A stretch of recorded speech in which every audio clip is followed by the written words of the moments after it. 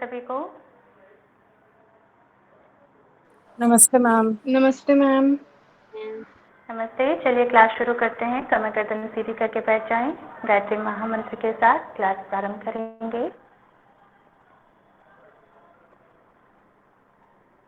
ओम भूर्भुवः स्वः तत्सवितुर्वरेण्यं भर्गो देवस्य धीमहि धियो यो नः प्रचोदयात्।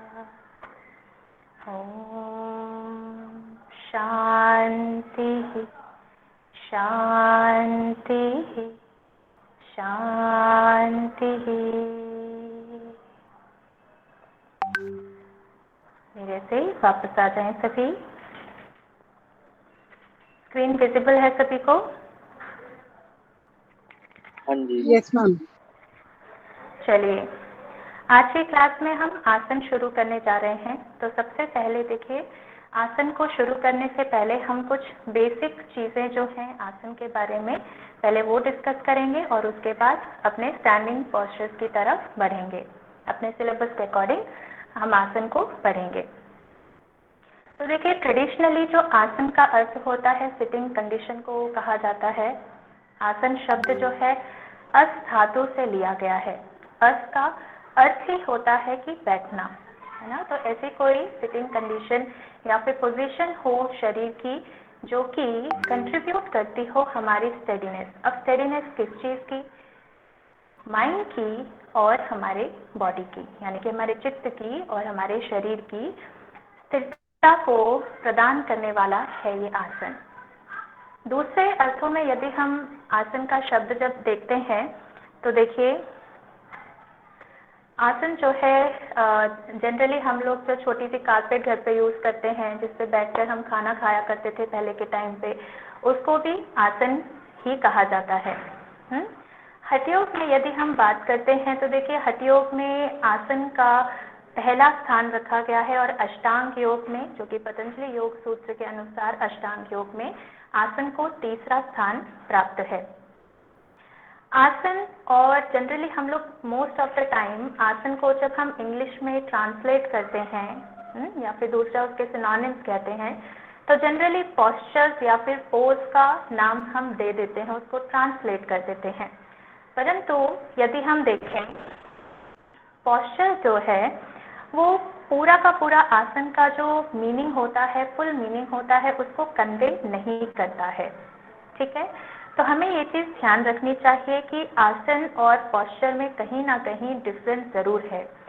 तो पोस्चर यानी कि फिजिकल जो पोस्चर हम लोग अटेन करते हैं वो आर्टिफिशियली कहीं ना कहीं किया जाता है और इसमें कहीं ना कहीं हमें फिजिकल स्ट्रेन उत्पन्न होता है।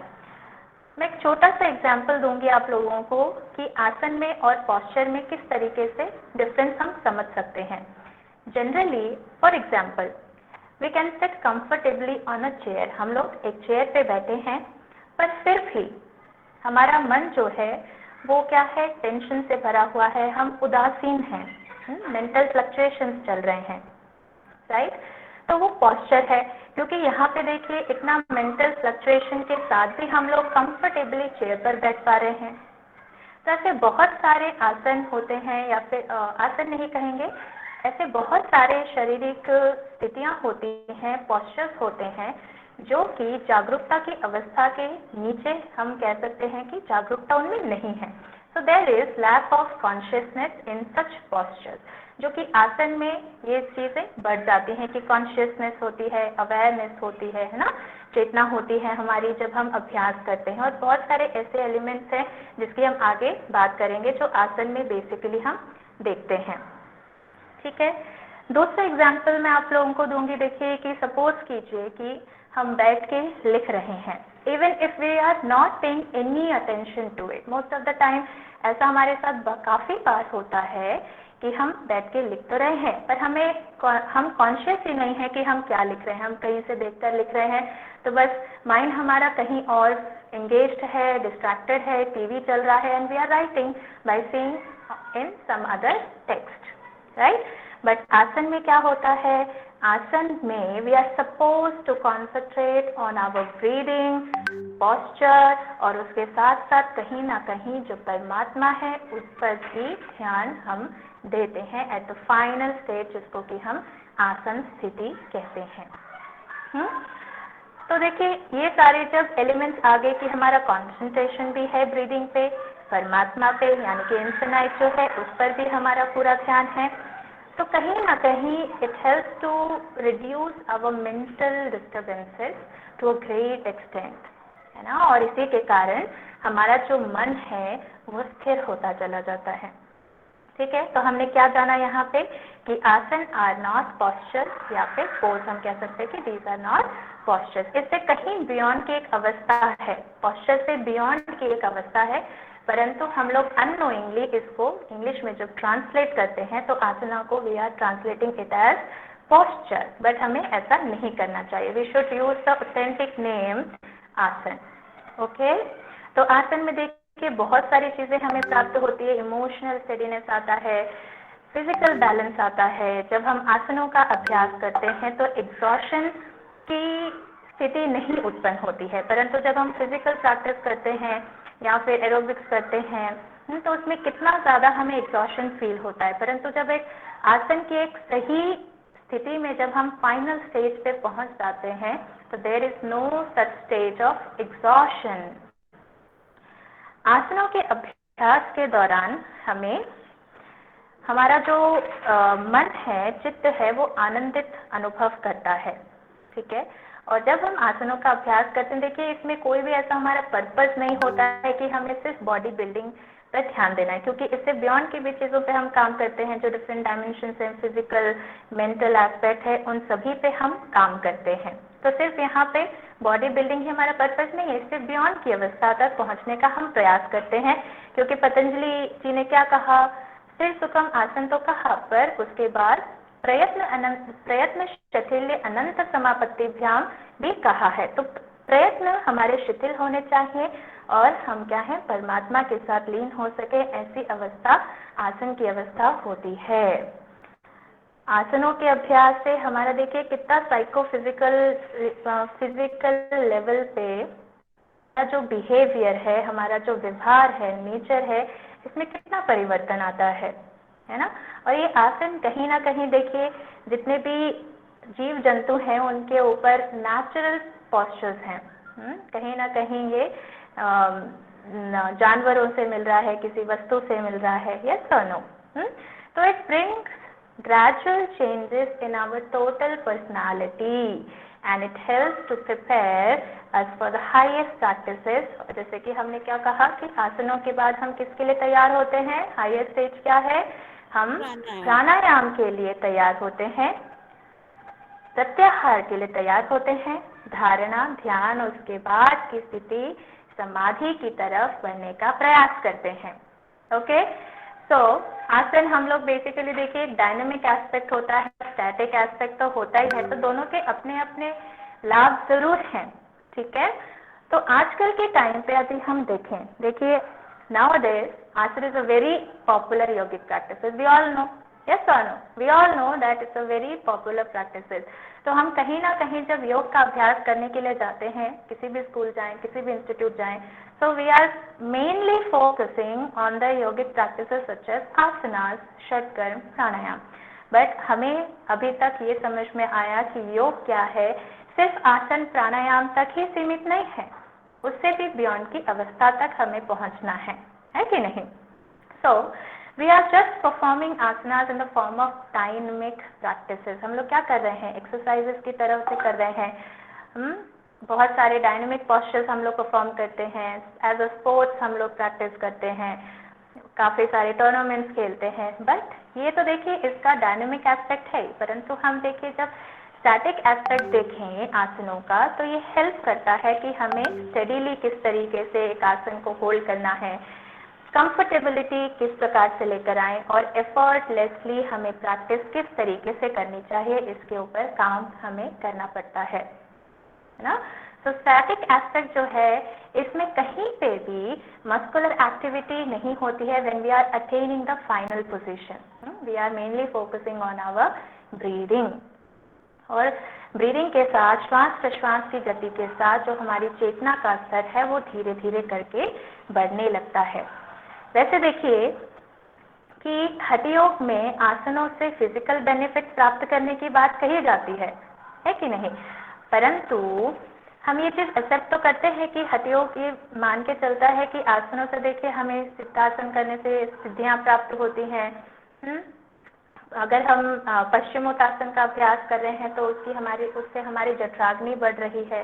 तो बहुत सारे ऐसे प्रैक्टिसेस हैं, आसन हैं जिससे कि हमारे फिजिकल बेनिफिट तो मिलते हैं, परंतु उससे ज़्यादा भी हमें हठ योग में जानने को मिलता है कि साइको स्पिरिचुअल इफेक्ट भी होता है आसनों का, यानी कि मन, चित्त और अध्यात्म लेवल पर भी, इन सभी स्तरों पर भी आसनों से हमें लाभ मिलता है। ठीक है, तो आसनों के एडवांस स्टेज में या फिर फाइनल पोजीशन में जब हम लोग पहुंचते हैं तो योगियों में देखिए जो हमारी वाइटल एनर्जी होती है, जिसको हम प्राण वायु कहते हैं, उसका कितना सही तरीके से चैनलाइजेशन होता है हमारे पूरे शरीर पर, है ना। और इसी प्राण का जो चैनलाइजेशन है मेनली स्पाइन के निचले हिस्से से ऊपर की ओर बढ़ाने में हेल्प करता है ना। तभी जाकर हम सक्सेस होंगे अपनी प्रैक्टिसेस में।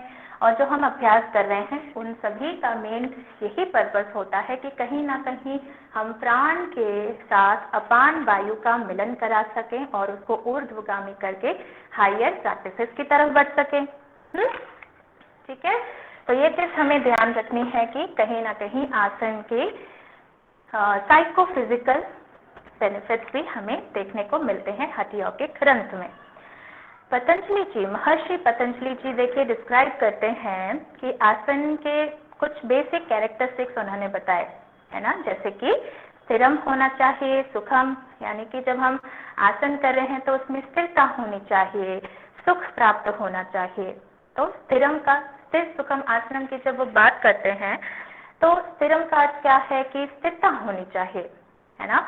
स्थिरता का अर्थ ये नहीं है कि बिल्कुल हम आइडियली खड़े हो जाएं और हमारी चेतना ही नहीं है, बट यहाँ पे हमें क्या करना है कि स्थिर जरूर रहना है, पोस्चर हमारा जरूर सीधा होना चाहिए, स्थिर होना चाहिए, सहज होना चाहिए, परंतु उसके अलावा भी जो हमारी ब्रीदिंग मूवमेंट चल रही है, श्वास प्रश्वास की गति चल रही है, वो ऑटोनॉमस होनी चाहिए, स्पॉन्टेनियसली कंटिन्यू प्रोसेस में चलती रहनी चाहिए, कहीं पे भी ब्रेक नहीं होना चाहिए, राइट। सुख की अगर हम बात करें तो हमें एक ऐसे कंफर्टेबल पोजीशन में फाइनली अटेन होना पड़ता है जहाँ पे हम कंफर्टेबिलिटी के साथ आसनों का अभ्यास कर सके, है ना। सुख का अर्थ क्या है कि हमें कंफर्टेबिलिटी के साथ, एक आनंद के भाव के साथ हमें आसनों का अभ्यास करना चाहिए। तो एक ऐसी स्थिति जिसमें कि स्थिरता भी है, सुख भी प्राप्त हो रहा है, एफर्टलेसली भी हम लोग प्रैक्टिस कर रहे हैं, ऐसी स्थिति को महर्षि पतंजलि जी आसन का नाम देते हैं।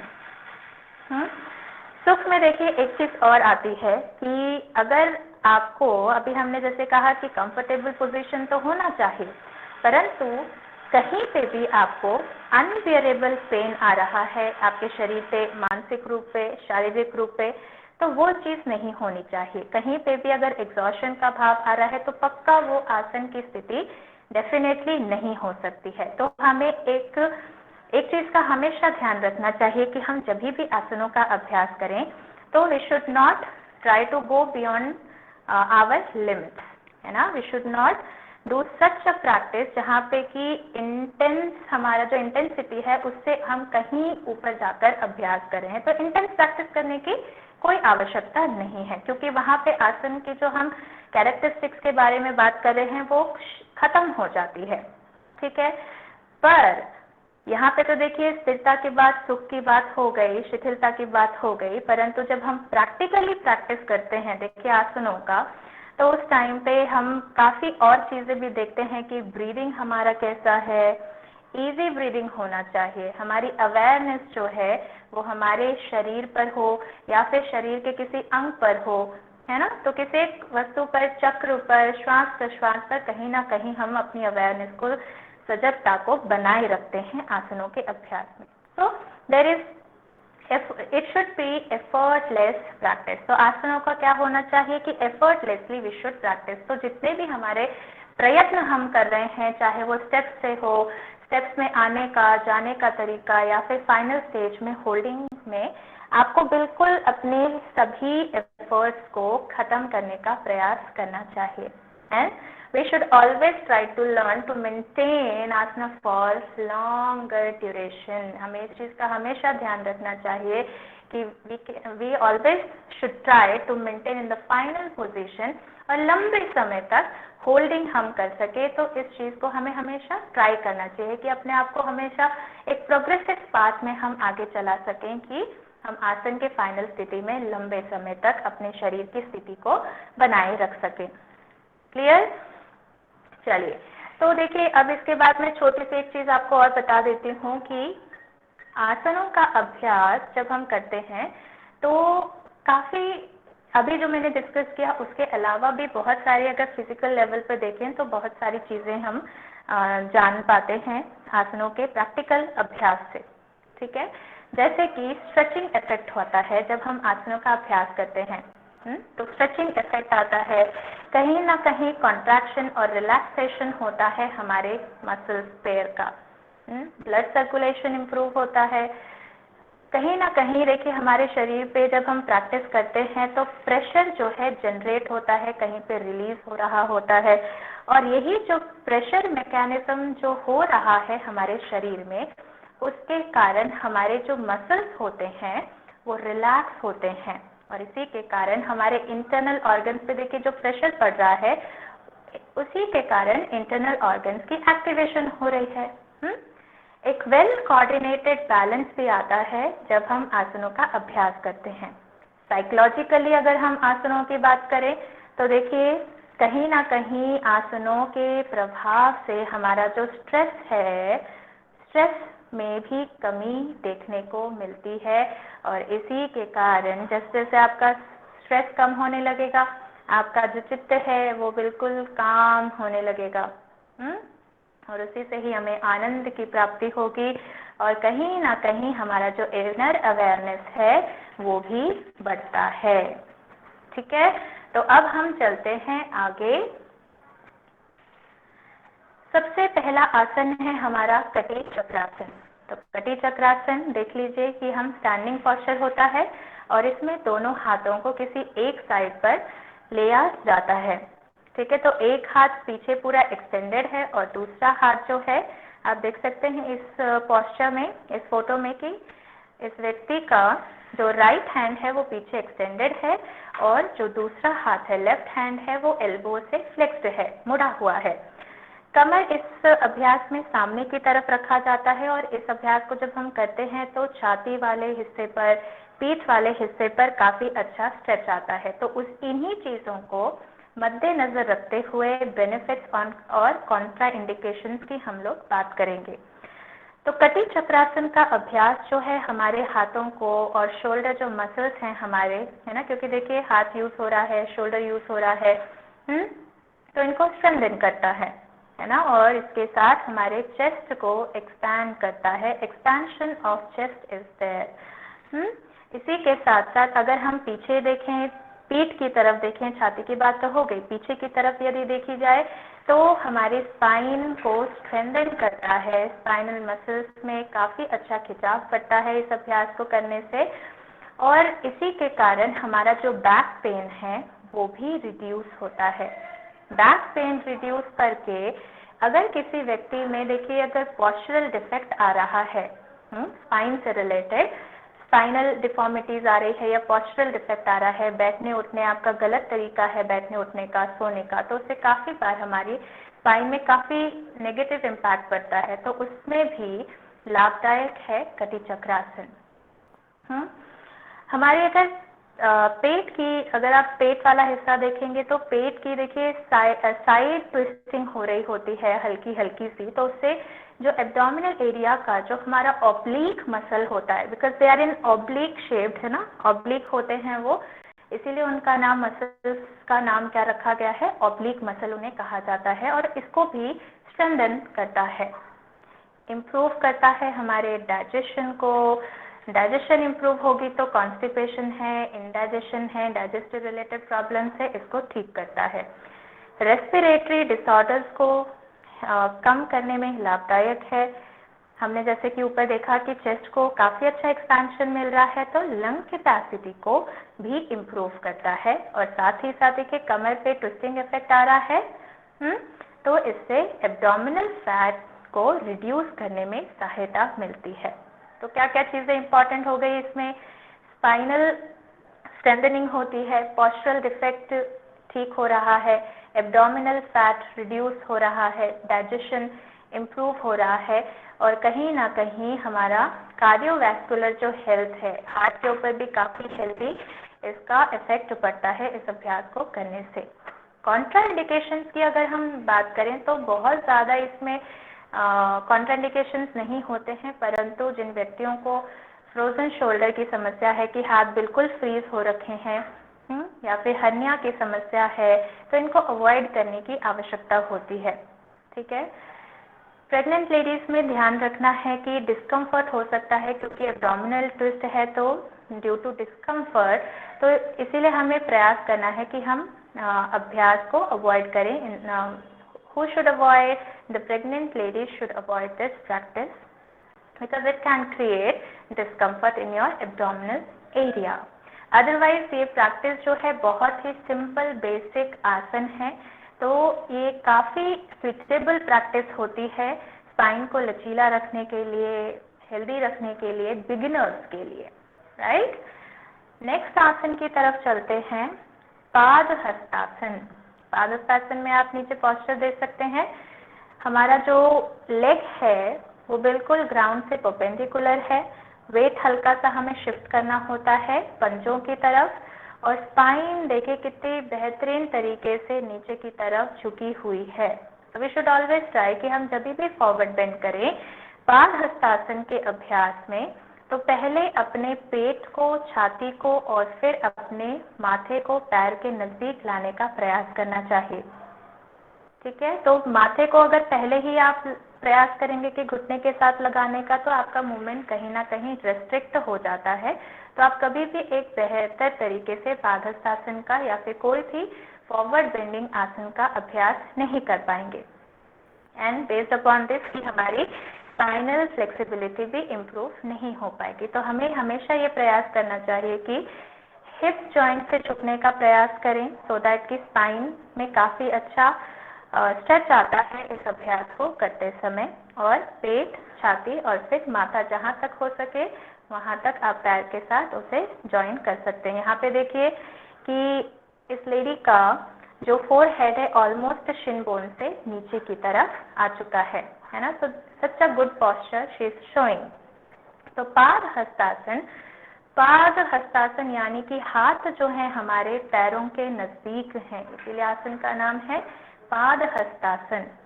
बहुत अच्छी प्रैक्टिस है बैलेंस को इम्प्रूव करने के लिए, हमारे पोस्चर को ठीक करता है, और साथ ही साथ हमारे स्पाइन की, हिप की फ्लेक्सिबिलिटी को इम्प्रूव करता है।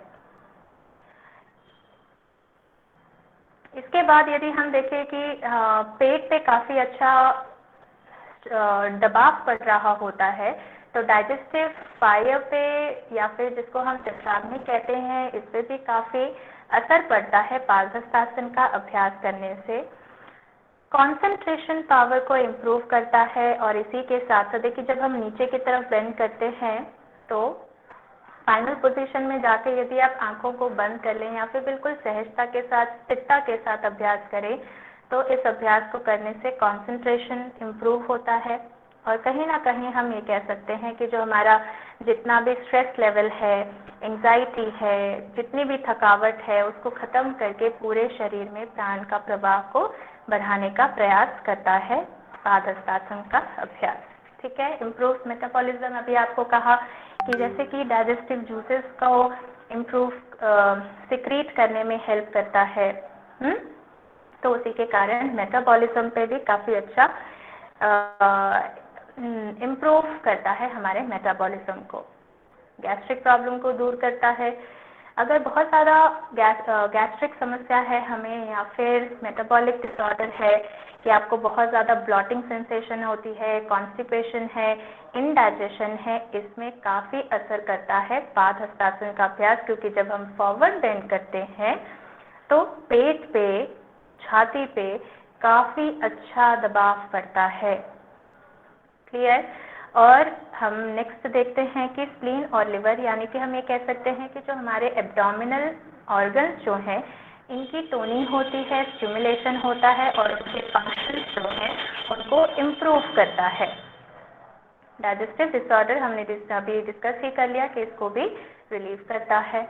ओके, सो पेट से संबंधित जितनी भी समस्याएं होंगी उसको रिलीज करने में, एलिविएट करने में, ख़त्म करने में पाद हस्तासन का बहुत अच्छा रोल है।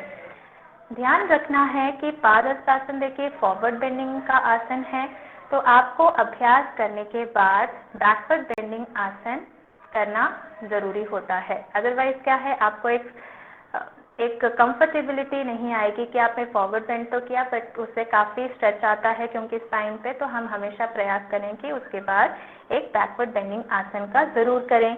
या फिर अगर आप कोई बैकवर्ड बेंडिंग आसन कर रहे हैं तो उसके बाद हमें प्रयास ये करना चाहिए कि हम फॉरवर्ड बेंडिंग का आसन कर सकें। फॉर एग्जाम्पल अर्धचक्रासन है, हस्तोत्तान के अभ्यास है, तो इसमें बैकवर्ड बेंडिंग होती है स्पाइन की।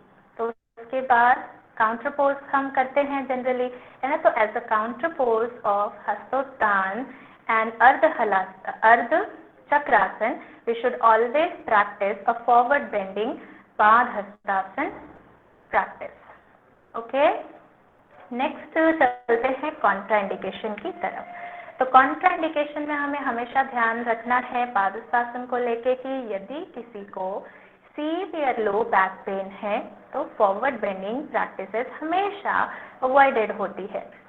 बीपी की यदि समस्या हो, हाई बीपी हो, तो उसमें आपने फॉरवर्ड बेंड नहीं कराना है। हार्ट रिलेटेड प्रॉब्लम हो, कार्डियक प्रॉब्लम्स हो, तो आपने सामने की तरफ फॉरवर्ड बेंड एक व्यक्ति को नहीं करवाना है। किसी को यदि शाटिका की समस्या है, एब्डोमिनल हर्निया है, आप देखिए कितना दबाव पड़ रहा है पेट वाले हिस्से पर, एब्डोमिनल एरिया पे, तो हमें ध्यान रखना है कि यदि किसी को शाटिका हो रखा है तो शाटिक नर्व क्या है, आपके L4 L5 S1 से नर्व्स निकलती हैं शाटिक नर्व, और वो पूरे आपके पैर के पीछे के हिस्से से होते हुए एडी तक पहुंचती है। तो काफ़ी इरिटेशन हो सकती है जब हमारा स्पाइन क्या है, कंप्लीट एक्सटेंशन की पोजीशन पे है, जब पूरा स्पाइन हमारा नीचे की तरफ झुका हुआ है तो शाटिक नर्व इरिटेट होती है। तो इरिटेट करेंगे किसी को तो पेन तो होगा ही एट लास्ट। तो इसीलिए ध्यान रखना है कि शाटिका के समय पर फॉरवर्ड बेंडिंग प्रैक्टिसेस को अवॉइड करें। किसी को यदि एब्डोमिनल अल्सर हैं तो हमें पाद हस्तासन का अभ्यास अवॉइड करना चाहिए, ठीक है। और हमेशा ध्यान रखें कि लिमिट के अंदर ही रहते हुए हमें हमेशा ट्राई करना चाहिए कि हम प्रैक्टिस कर सकें। So do not try to put much effort to stretch yourself. अगर आपको लगता है कि आप स्ट्रेच धीरे धीरे करें, डे बाय डे करें, तो इससे काफ़ी अच्छा कांस्टेंट प्रेशर डेवलप होता है और उसी कांस्टेंट प्रेशर के कारण हमारा जो मसल्स हैं, हैमस्ट्रिंग मसल है, स्पाइनल मसल से काफ़ी अच्छे तरीके से स्ट्रेच होती है और हमें अच्छा प्रभाव, पॉजिटिव प्रभाव मिल सकता है। तो इसीलिए हमेशा ध्यान रखना है कि अपनी जो प्रैक्टिस है उसको ग्रेजुअल प्रैक्टिस बनाने का ज़रूर प्रयास करना चाहिए। डे बाय डे करें, धीरे धीरे करें और कंटिन्यूटी के साथ प्रैक्टिस करें, तो increase your practice gradually. Okay, at last we should remember कि हमें अपनी प्रैक्टिस को ग्रेजुअली इंक्रीज करना चाहिए। So do not force yourself. तो यही चीज़ यहीं लिखी गई है कि don't bend beyond your limit, है ना। तो हमें हमेशा ध्यान रखना चाहिए कि हमारी जितनी कैपेसिटी हो, कैपेबिलिटी हो और फ्लेक्सिबिलिटी अलाउ करे कि हम कितना फॉरवर्ड बेंड कर सके, कितना बैकवर्ड बेंड कर सकें। अदरवाइज क्या होगा, मस्कुलर स्ट्रेन हो सकता है, कहीं पे इंजरी हो सकती है, डिसबैलेंस होने के कारण हम फेंट हो सकते हैं। तो इसीलिए हमें ध्यान रखना है कि हम हमेशा प्रैक्टिसेस को बहुत सहजता के साथ और सावधानी पूर्वक करें। नेक्स्ट प्रैक्टिस में चलते हैं अर्ध चक्रासन। अर्ध चक्रासन में आप देखिए हमें कमर वाले हिस्से से पीछे झुकने की आवश्यकता होती है। तो अर्ध चक्रासन, चक्र पूरा सर्कल हो गया तो अर्ध क्या है, सेमी सर्कल की तरह हमारा पूरा शरीर आधे चक्र के जैसे हो, चक्र के जैसा हो, तो हमें एक ऐसी पोजीशन में आना होता है। ठीक है, तो इसके क्या बेनिफिट्स हैं आप देखिए, कितना अच्छा स्ट्रेच मिल रहा है छाती पर, पेट वाले हिस्से पर, पेल्विक एरिया पर, थाइस पर, और पीछे यदि हम स्पाइन को देखें तो कितना बढ़िया आपका स्ट्रेच आ रहा है पीछे बैकवर्ड बेंडिंग करने पर, गर्दन पे कितना अच्छा स्ट्रेच है। तो इसी को हम ध्यान रखते हुए अब इसके बेनिफिट्स पे बात करते हैं। तो it helps to strengthen the back and abdominal muscles, जैसे कि स्पाइन पे देखिए कितना अच्छा स्ट्रेच आ रहा है, स्पाइन आपकी पूरी पीछे की तरफ बेंड हो रखी है, तो बैक भी स्ट्रेंथन होती है इससे। जो स्पाइन है, स्पाइनल मसल्स हैं, उनको भी डेवलप करता है। और यदि हम सामने की बात करें, शरीर के सामने के हिस्से को देखा जाए तो पेट वाला हिस्सा, एब्डोमिनल एरिया जो है, इससे रिलेटेड जितनी भी मांसपेशियां हैं हमारे, उसको सुदृढ़ करने में काफ़ी सहायता मिलती है। इसी के कारण ये हेल्प करता है कि हमारे डाइजेस्टिव, एक्सक्रीटरी और रिप्रोडक्टिव ऑर्गन्स को काफ़ी हद तक हेल्दी बनाए रखने में हेल्प करता है। ठीक है, तो पेल्विक एरिया में प्रॉपर स्ट्रेच आने के कारण जो मेंस्ट्रुअल पेन होता है या फिर मेंस्ट्रुअल रिलेटेड जितने भी डिसऑर्डर्स हैं, काफ़ी हेल्प मिलती है उसे रिलीव करने में। छाती क्योंकि एक्सपैंडेड है, लंग कैपेसिटी इम्प्रूव होगी उससे। और इसी के साथ यदि किसी को एस्थमेटिक कंडीशंस हैं, ब्रोंकियल अस्थमा है, तो उसमें भी सहायता प्राप्त होती है। परंतु ध्यान रखना है, ऐसे व्यक्तियों को बहुत ज़्यादा पीछे जाने की आवश्यकता नहीं है। स्लाइड भी अगर पीछे की तरफ बेंड किया जाए तो काफ़ी अच्छा स्ट्रेच लंग्स पर देखने को मिलता है, और इससे कहीं ना कहीं हमारा स्पाइन की अलाइनमेंट सुधरती है, स्पाइन हमारा फ्लेक्सिबल बनता है और उसकी मोबिलिटी इम्प्रूव होती है। इसी कारण यदि पॉस्चरल डिफेक्ट है तो उसमें भी कमी आती है। कॉन्ट्राइंडिकेशन की यदि बात करें कि किसको इसका अभ्यास नहीं करना चाहिए, तो ध्यान रखें कि किसी को यदि वर्टिगो की समस्या है, सिर से रिलेटेड, अगर आप देखिए गर्दन को थोड़ा से भी मोड़ दें या फिर सिर की पोजीशन चेंज करें तो वर्टिगो की समस्या में एकदम से क्या होता है, व्यक्ति फेंट हो सकता है। तो ध्यान रखना है, यदि किसी को ऐसी वर्टिगो की समस्या हो कि अपनी पोजीशन चेंज करने या फिर हेड की पोजीशन चेंज करने से शरीर डगमगा सकता है, तो आपने ऐसी स्थिति में अभ्यास नहीं करना है। सीवियर यदि आपको स्पाइनल इंजरी है या फिर किसी प्रकार का नेक का या फिर हिप का दबाव पड़ने के कारण क्या है, अगर किसी को इससे रिलेटेड पेन है या फिर कोई इंजरी है, तो आप इस अभ्यास को ज़रूर अवॉइड करें। हाई बीपी में देखिए, एक चीज़ मैं आपको बताना चाहूँगी कि हाई बीपी में वैसे तो ये आसन अच्छा होता है, परंतु आपने ध्यान रखना है कि क्यों यहाँ पे कॉन्ट्राइंडिकेशन के अंतर्गत लिखा गया है, क्योंकि इसमें करीब करीब हम आधे चक्के के जैसे पीछे की तरफ बेंड हो जाते हैं। तो यदि आप एक लिमिट तक पीछे जाएं तब तो ये हाई बीपी की समस्या को कम करने में हेल्प करता है, क्योंकि आप देखिए चेस्ट पर एक्सपेंशन आ रहा है ना, तो लंग्स पे प्रभाव पड़ने के कारण हमारे रेस्पिरेटरी डिसऑर्डर्स तो ठीक हो ही रहे हैं और काफ़ी अच्छा स्ट्रेच हमारे कार्डियक मसल पे भी पड़ता है, परंतु अनड्यू प्रेशर ना पड़े। अनड्यू प्रेशर यदि पड़ रहा है इस अभ्यास को करने से, तो ऐसे व्यक्तियों में अगर हाई बीपी की समस्या है तो उनको इसका अभ्यास नहीं करना चाहिए। प्रेग्नेंट वुमेन को हमेशा ध्यान रखना है कि ऐसी कोई भी प्रैक्टिसेस नहीं करनी चाहिए जिसके कारण क्या है, फीटस पे, डेवलपिंग फीटस के ऊपर प्रभाव पड़े, नेगेटिव इम्पैक्ट पड़ सकता है, तो इसीलिए काफ़ी स्ट्रेन पड़ता है एब्डोमिनल एरिया पे। तो ध्यान रखना है कि प्रेग्नेंट वुमेन इसका अभ्यास जो है वो अवॉइड करें। नेक्स्ट बात करते हैं त्रिकोण आसन की। त्रिकोण आसन की बात करते हैं। देखिए बहुत ही अच्छा प्रैक्टिस है त्रिकोण आसन, क्योंकि शरीर हमारा देखिए ऑलमोस्ट ट्राइंगल पोज में आ जाता है। ट्राइंगल, त्रिकोण, 3 कोनों वाला हमारे शरीर की आकृति हो जाती है, इसीलिए आसन का नाम है त्रिकोण आसन। एक ऐसी स्थिति जिसमें कि शरीर तो स्थिर है परंतु शारीरिक स्थिति कैसी है, 3 कोने वाली है, त्रिकोणासन। बेनिफिट्स अगर हम देखें तो आप पोस्चर पे ध्यान दें कि स्पाइनल नर्व्स होती हैं हमारी, उसमें काफ़ी बेहतरीन खिंचाव आता है हमारे नेक पे, और जो शोल्डर्स हैं इसमें जो अगर किसी को स्टिफनेस रहती है तो उसको भी रिलीव करने में हेल्प मिलती है। पैर की मांसपेशियों को यदि देखा जाए, आप देखें इसमें फिगर में कि दोनों पैर अच्छे से एक्सटेंडेड हैं। एक जो जिस साइड आपने जाना होता है, बेंड करना होता है, उस पैर का पंजा राइट साइड को, अभी जैसे राइट साइड में ये लेडी गई हुई है, राइट साइड में बेंड किया हुआ है, तो राइट फुट जो है वो राइट साइड पर होता है। दोनों हाथ, नीचे वाला हाथ, ऊपर वाला हाथ एक ही लाइन पे रखा जाता है और गर्दन को ऊपर वाले हथेली की तरफ देखा जाता है। ठीक है, तो इससे काफ़ी अच्छा खिंचाव पड़ता है हमारे स्पाइनल नर्व पे, नेक पे, पैरों पे, छाती पे, है ना, और हमारा जो पेल्विक वाला एरिया है इस पे भी काफ़ी अच्छा प्रभाव पड़ता है। तो स्पाइनल मसल्स को अगर हम देखें तो स्पाइन को थोड़ा लचीला भी बनाता है, बैक पेन को, बैकएक को रिलीव करता है। बैकएक को क्या करेगा, रिलीव करता है।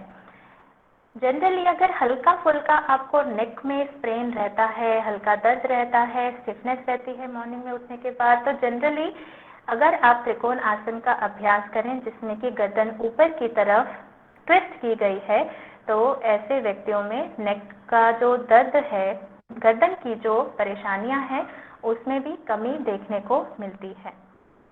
ठीक है, तो ये पोस्चर देखिए, जब हम अभ्यास करते हैं त्रिकोण आसन का तो इस आसन की स्थिति में बहुत अच्छा प्रभाव और खिंचाव पड़ता है हमारे छाती वाले एरिया पे, गर्दन वाली एरिया पे, पेट वाले हिस्से पर। तो इसी के कारण एंग्जाइटी है, किसी को बहुत ज़्यादा गुस्सा आता है, डिप्रेशन की कंडीशन है, क्योंकि बहुत फ्रेश फीलिंग आती है त्रिकोण आसन का अभ्यास करने से, लंग कैपेसिटी इम्प्रूव होती है, तो कहीं ना कहीं हम कह सकते हैं कि स्ट्रेस के लेवल को कम करता है, एंग्जाइटी, डिप्रेशन को भी कम करने में सहायता प्रदान करता है।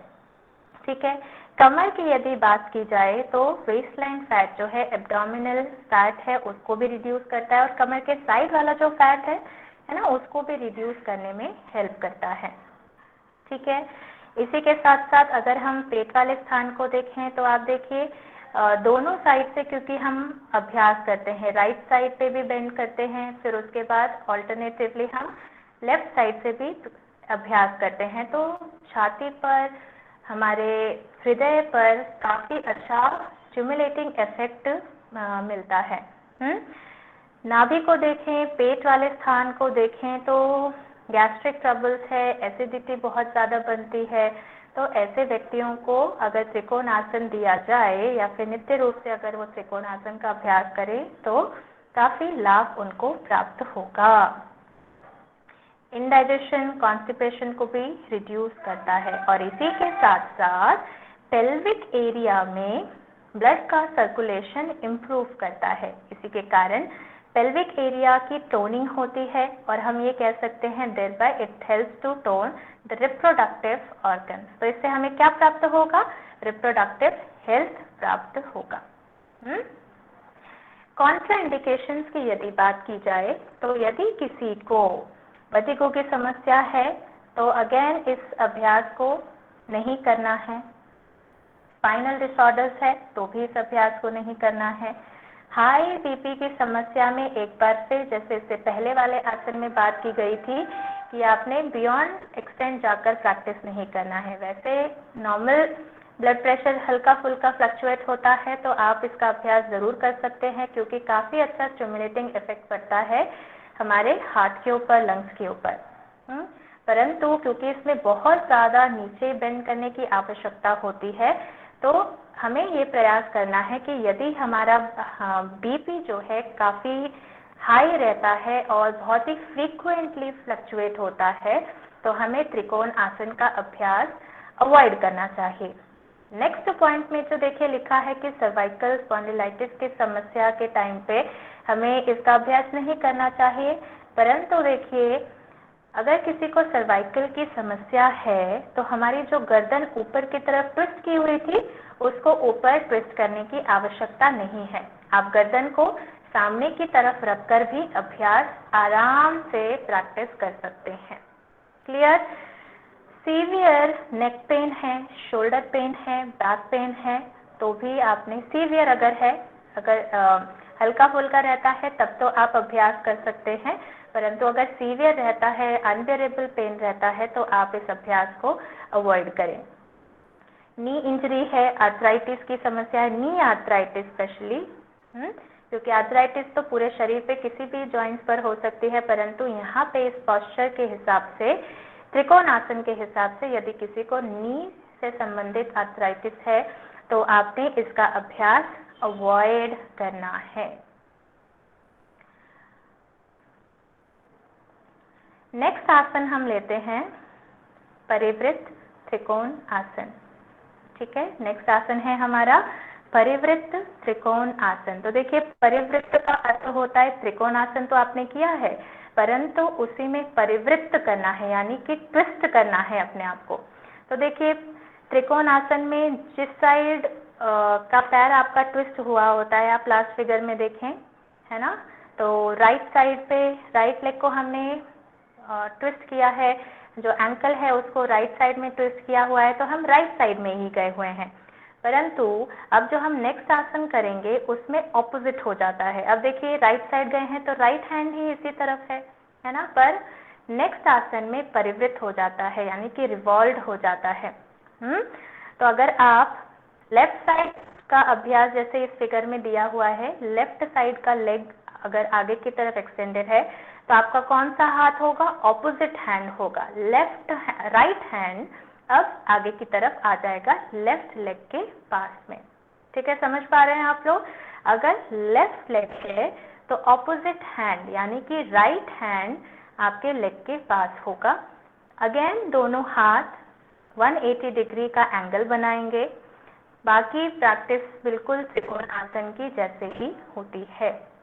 तो बेनिफिट थोड़े से त्रिकोण आसन से इंटेंस हो जाते हैं। बिल्कुल सेम तो रहेंगे, पर इससे थोड़ा सा एडवांस हम और देखेंगे कि क्या क्या प्रभाव पड़ रहा है, क्या क्या बेनिफिट्स हमें परिवृत्त त्रिकोण आसन करने से प्राप्त हो रहा है।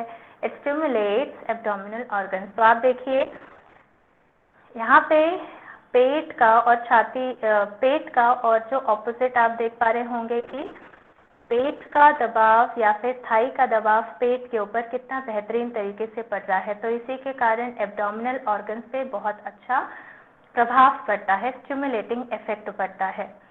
जो एब्डोमिनल एरिया है, पेल्विक एरिया है, यहाँ पे काफ़ी अच्छा स्ट्रेच और दबाव पड़ने के कारण क्या है, तो फीमेल रिप्रोडक्टिव सिस्टम जो है, ऑर्गन्स हैं, उसमें काफ़ी अच्छा हेल्थ इम्प्रूव होता है हमारे रिप्रोडक्टिव ऑर्गन्स की। स्पाइन की अगर हम अगेन बात करें तो हमारी स्पाइनल मसल्स काफ़ी अच्छे से स्ट्रेच होती हैं इस अभ्यास में, और इंटेंस स्ट्रेच होता है। त्रिकोण आसन में जितना स्ट्रेच हो रहा था यहाँ पे उससे ज़्यादा स्ट्रेच होता है। तो बैक पेन काफ़ी हद तक रिलीज होता है, परंतु अगेन आपने ध्यान रखना है कि अगर बहुत ज़्यादा सीवियर बैक पेन है तो आपने अपने कैपेसिटी के अकॉर्डिंग ही इस अभ्यास को करने का प्रयास करना है। ओके, पेट पे अगर दोबारा हम आए तो देखिए नाभि पर काफ़ी अच्छा दबाव रहता है। समान प्राण को स्टिमुलेट करने के लिए ये अभ्यास बहुत ही इम्पॉर्टेंट प्रैक्टिस है। तो डाइजेशन इम्प्रूव होती है, कॉन्स्टिपेशन है, इंडाइजेशन की समस्या है अगेन, तो उसको रिलीव करेगा। एब्डोमिनल फैट अगर बहुत ज़्यादा एक्यूमुलेटेड है तो उसको भी रिड्यूस करता है। यदि आप करके देखें इस अभ्यास को तो काफ़ी अच्छा नतीजा प्राप्त होता है इसके अभ्यास के बाद। ओबेसिटी को भी कम करता है, परंतु बैलेंस का ध्यान रखना है कि यदि कोई ओबीज व्यक्ति, मोटा व्यक्ति जिसको मोटापा है, ऐसे व्यक्ति को इस आसन का अभ्यास बहुत ही केयरफुली करना चाहिए, क्योंकि इसमें बहुत ज़्यादा डिसबैलेंस होने की स्थिति उत्पन्न होती है। नेक्स्ट, छाती क्योंकि एक्सटेंड हो रही है, एक्सपैंड हो रही है। आप देखें जो लेफ्ट हैंड है पूरा ऊपर की तरफ गया हुआ है, तो उससे काफ़ी अच्छा खिंचाव हमारे चेस्ट पर पड़ता है, लंग्स हमारी स्ट्रांग बनती हैं। तो यदि हमें एस्थमेटिक कंडीशन है, ब्रीदिंग शॉर्ट है, शॉर्ट ब्रेथ है हमारी, तो उसमें काफ़ी हेल्प मिलता है। क्योंकि प्राण का प्रवाह पूरा छाती से लेकर पेल्विक एरिया तक एनहांस हो रहा होता है, तो कहीं ना कहीं त्रिकोण आसन का, परिवृत्त त्रिकोण आसन का काफ़ी अच्छा प्रभाव पड़ता है हमारे प्राणिक ब्लॉकेजेस के ऊपर, और हेल्प करता है कि हमारे जो प्राणिक चैनल्स हैं उनको ओपन करे, नस नाड़ियाँ जो हैं इसको ओपन अप करे, और प्राण का प्रवाह सुचारू रूप से पूरे शरीर में बढ़ाता है। इसी कारण हमारे जो इमोशंस हैं उसको रिलीज करता है। ठीक है। कॉन्ट्राइंडिकेशन की यदि बात की जाए तो कॉन्ट्राइंडिकेशन में देखिए अगेन नेक पेन है, सीवियर स्पाइनल इंजरी है, तो आपने इस अभ्यास को अवॉइड करना है। अगर देखें हम, नेक पेन अगर आपका बहुत ज़्यादा हो रहा है, सर्वाइकल का इशू रहता है, तो आप गर्दन को ऊपर की तरफ नहीं मोड़ेंगे, आप सामने की तरफ देखकर भी अभ्यास कर सकते हैं। अगेन प्रेगनेंसी के टाइम पर इसको अवॉइड करना है, मेंस्ट्रुएशन के टाइम पर अवॉइड करना है, क्योंकि काफ़ी दबाव पड़ता है पेट की मांसपेशियों पर, एब्डोमिनल ऑर्गन्स पर। माइग्रेन, वर्टिगो, हेडेक की समस्या क्या है? अगर आप इस अभ्यास को करते हैं तो नीचे की तरफ जब जाते हैं और गर्दन ऊपर की तरफ करते हैं, तो ये जो हमारी वर्टिगो की समस्या में तो फिलहाल हमें करना ही नहीं है। यदि हेडेक हो और माइग्रेन का अगर हेडेक आपको हो रहा है एट द प्रेजेंट टाइम, तो आपकी कंडीशन को क्या कर सकता है, थोड़ा सा रिस्की कर सकता है, बढ़ा सकता है। तो आपने प्रयास करना है कि ऑन द स्पॉट आप उस टाइम पे इस अभ्यास को थोड़ा सा अवॉइड करें, क्योंकि इसमें काफ़ी कंजेशन जैसा फीलिंग आने लगता है यदि आपने इस अभ्यास को सही तरीके से नहीं परफॉर्म किया तो। एब्डोमिनल प्रेशर आता है, तो यदि किसी को लूज मोशन हो रखा है, डायरिया की समस्या अगर चल रही है, तो आपने इसका अभ्यास अवॉइड करना है। हाथों को ऊपर हम नहीं उठाते हैं जनरली जब हाई बीपी की समस्या हो। ठीक है। नेक्स्ट, अगर सैक्रोइलियाक इश्यूज है, यानी कि आपको हिप जॉइंट से रिलेटेड अगर प्रॉब्लम्स हैं, तो भी इसमें क्योंकि काफ़ी अच्छा दबाव पड़ता है, स्ट्रेच होता है हमारा हिप जॉइंट, तो ऐसी समस्या के टाइम पे भी आपने हिप डिसलोकेट हो रखा है या फिर हिप की जो जॉइंट्स है अगर उसमें रॉड डली है, या फिर कोई भी आपको स्पाइन रिलेटेड अगर प्रॉब्लम है, specially with the tail bone, तो आपने इस अभ्यास को अवॉइड करना है। नेक्स्ट, पार्श्व कोण आसन की तरफ चलते हैं। तो पार्श्व कोण आप देखिए, इसमें फिगर परिवृत्त पार्श्व कोण हो गया है, तो आप ये देखिए, नहीं, अच्छा ओके, ये फिगर थोड़ी सी उल्टी हो गई है। जो ये राइट हैंड नीचे की तरफ है ना, इसके बदले लेफ्ट हैंड नीचे की तरफ होना चाहिए था। ये फिगर गलत लग गई है, तो आप लोग इसको थोड़ा सा करेक्ट कर लीजिएगा। तो अभी क्या है, ये परिवृत्त पार्श्व कोण है। जैसे हमने आज पहले पढ़ा था त्रिकोण आसन के बाद अगर हम हाथ को, दूसरे हाथ को लेकर आते हैं पैर के पास, तो परिवृत्त हो जाता है ना, ट्विस्ट हो जाता है। तो सेम यहाँ पे भी जो पार्श्व कोण की स्थिति होती है, उसमें जो पैर आपका नीचे आगे फोल्ड हुआ होता है, उसी साइड का हाथ नीचे की तरफ होना चाहिए, परंतु इसमें ऑपोजिट हाथ है, तो आप इसका नाम परिवृत्त पार्श्वकोण के नाम से लिख लीजिए अभी फॉर द टाइम बिंग। ठीक है। तो पार्श्वकोण समझ में आया आप लोगों को कि जो पैर फोल्ड होगा 90 डिग्री पे, वही हाथ जो है जमीन पर होना चाहिए और दूसरा पैर इस तरीके से एक्सटेंडेड होना चाहिए। ओके। बेनिफिट्स की यदि हम बात करें तो हार्ट पे, कार्डियक मसल पे और हमारे लंग्स पे काफ़ी अच्छा खिंचाव पड़ता है, और इसी के कारण हमारी कार्डियक मसल को टोनिंग इफेक्ट देता है, हमारी लंग कैपेसिटी को एनहांस करता है।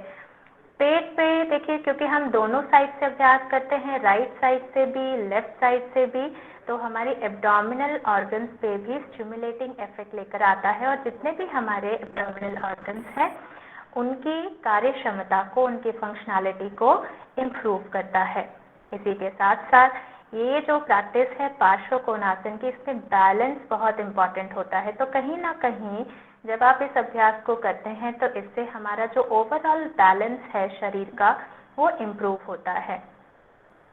ठीक है, तो एब्डोमिनल ऑर्गन से क्योंकि स्टिमुलेटिंग इफेक्ट आ रहा था, तो क्या हम ये कह सकते हैं कि हमारा डाइजेशन इम्प्रूव हो रहा था, मेटाबॉलिक डिसऑर्डर्स ठीक हो रहे हैं, कॉन्स्टिपेशन, इंडाइजेशन ठीक होगा? कैन वी से दिस? कैन वी से? Yes ma'am. Yes ma'am. है ना? Yes, ma'am. Okay. Yes, ma'am. और क्या है कि हमारा Yes. जो रिप्रोडक्टिव ऑर्गन्स है या फिर जो एब्डोमिनल, लोअर एब्डोमिनल एरिया जो है, वहाँ पर प्रभाव पड़ने के कारण जो हमारे रिप्रोडक्टिव ऑर्गन की फंक्शनैलिटी होती है इम्प्रूव करता है। तो काफ़ी हद तक क्या है, ऐसे बहुत सारे रिसर्चेस देखने को मिले कि जहाँ पर इनफर्टिलिटी के केसेस मिले और उनको पार्श्वकोण के नित्य अभ्यास से उनको काफ़ी फायदा मिला है।